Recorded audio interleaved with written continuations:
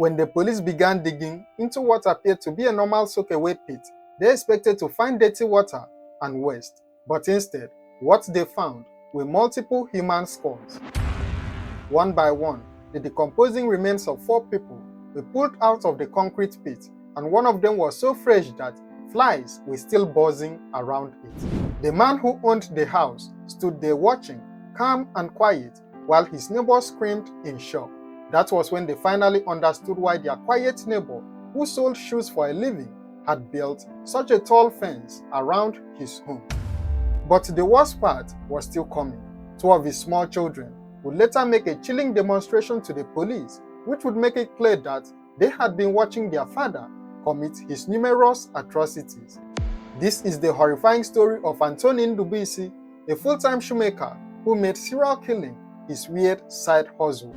On June 9, 2020, Mr. Jumene Ofo had prepared to leave his home in Aba, Abia State, Nigeria, for what he believed would be a routine business transaction.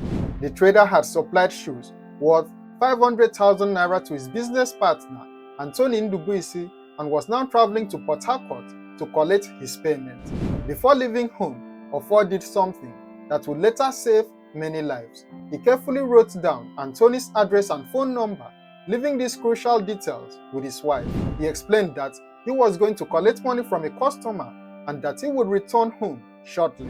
It was a precaution that seemed unnecessary at the time, but would later prove to be the key that would unlock a chamber of horrors.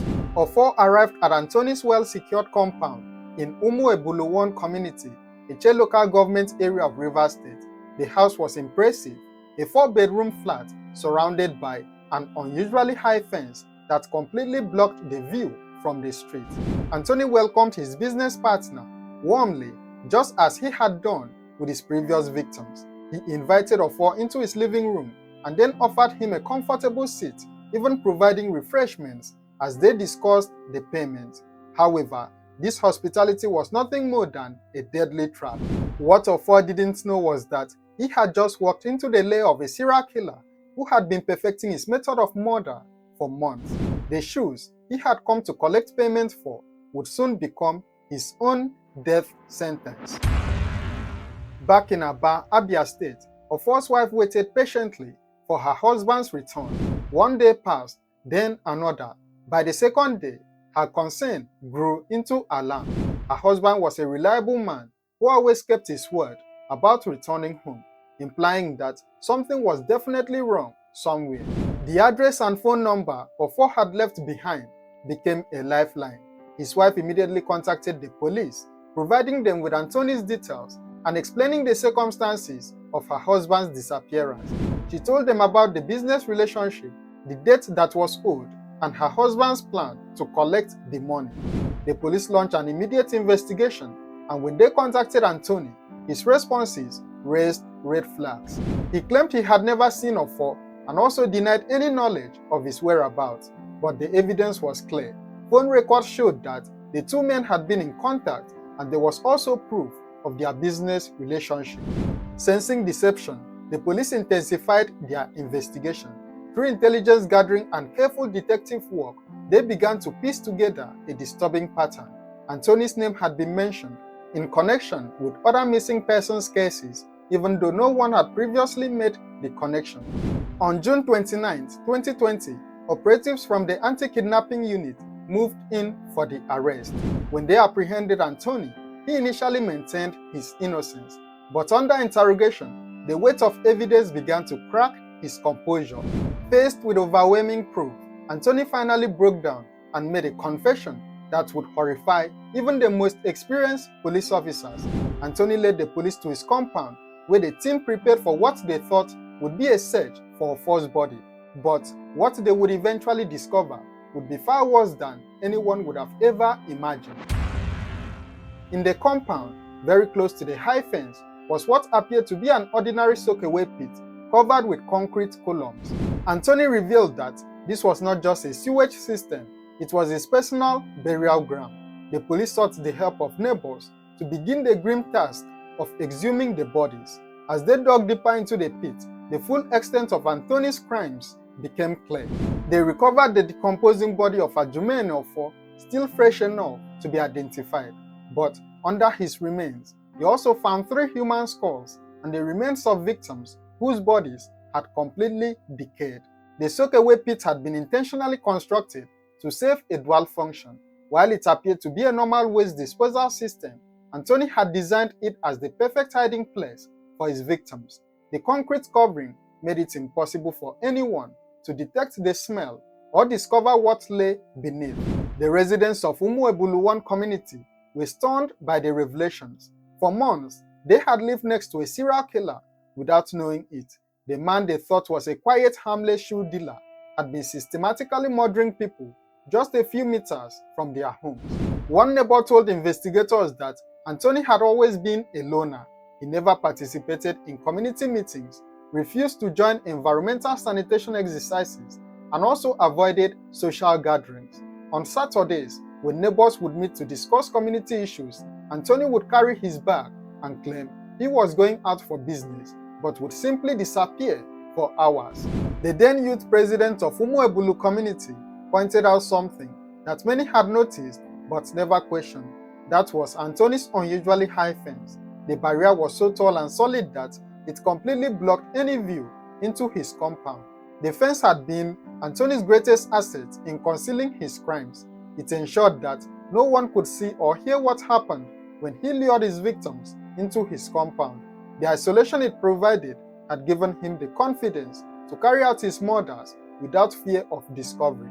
Perhaps the most disturbing aspect of this case was the involvement of Anthony's own children. When police arrived at the compound, they discovered that Anthony's wife had fled, abandoning their 4 children. 2 older children had also disappeared, but 2 younger ones remained in the house.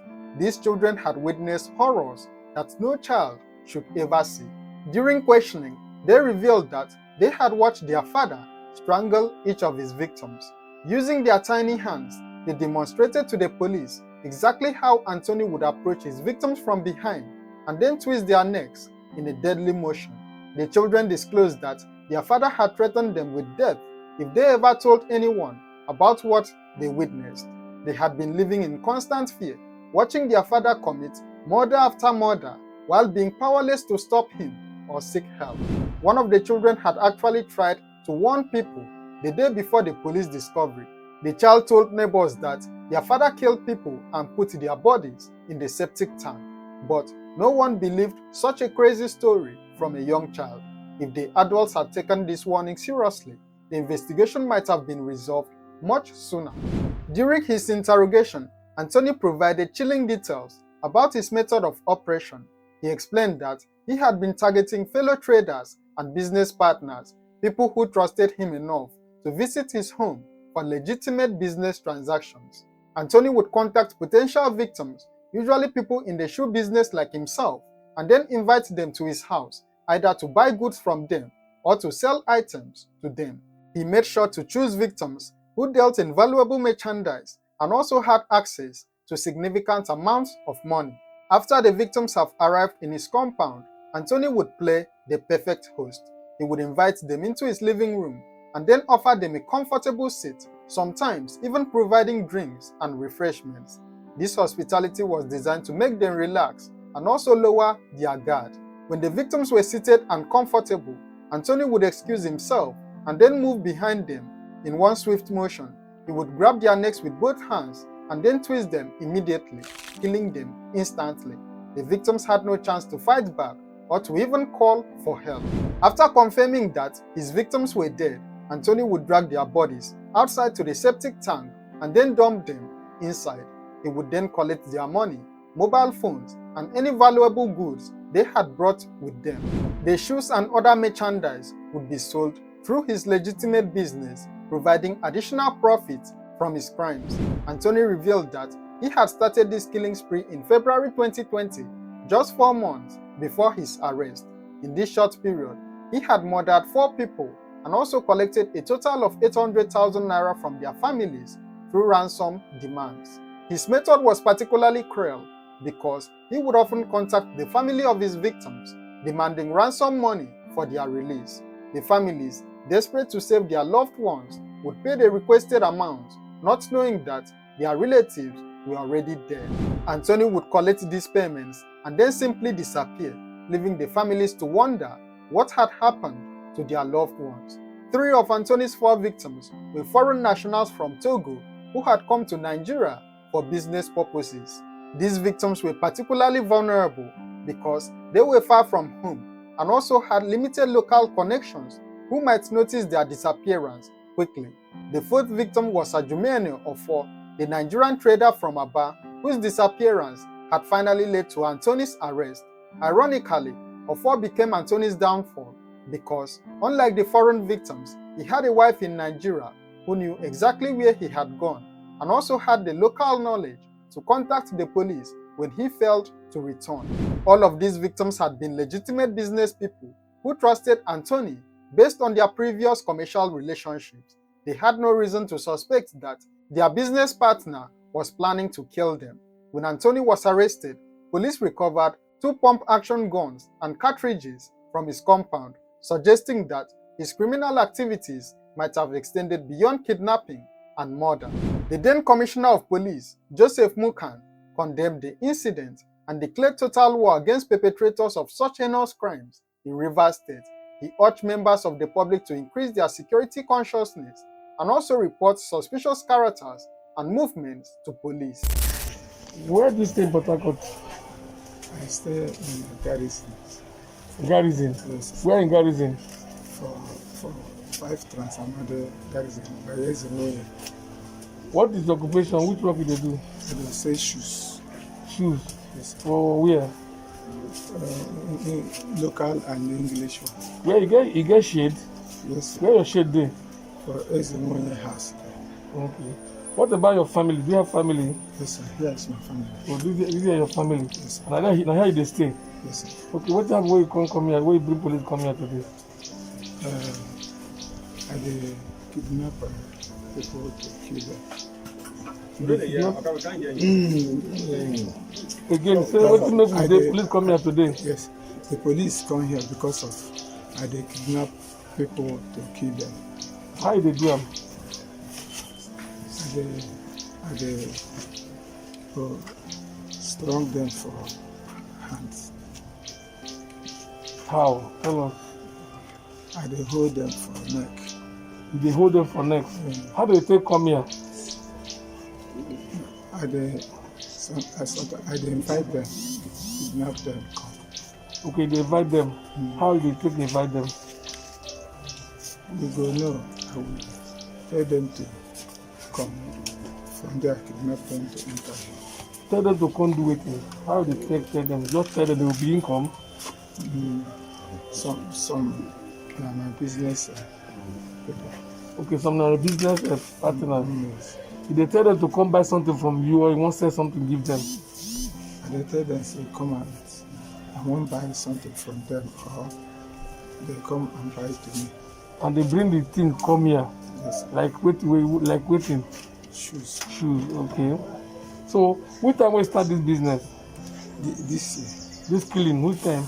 This year. Which time this year? February. How many people we don't since that February? How many people we don't kidnap and kill? 4.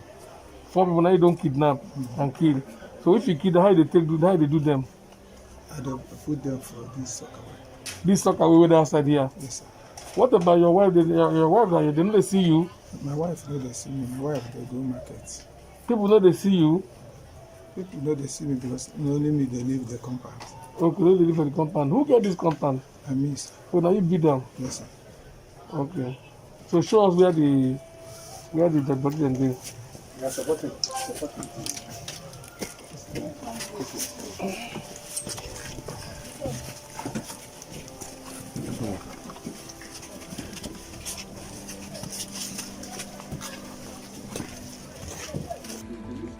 Now, how do they put them for this septic tank? How do they put them? They go die. Okay, they go die first before you come put them. How do they kill them? So I will hold them for neck.